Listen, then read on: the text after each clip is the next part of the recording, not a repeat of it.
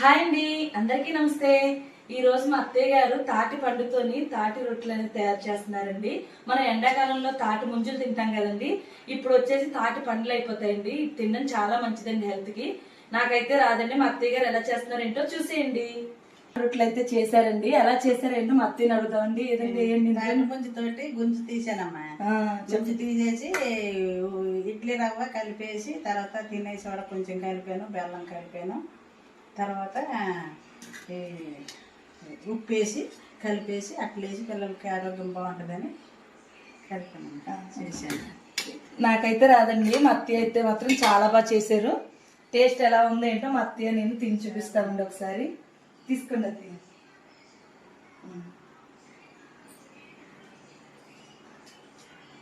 చాలా బాగున్నాయండి. అసలు మీరు కూడా ట్రై చేయండి. ఎలా వచ్చినాయి అంటే కామెంట్ సెక్షన్ లో కామెంట్ చేయండి. ఇప్పుడైతే ఇది తిన్నా ఎంత చాలా మంచిదండి.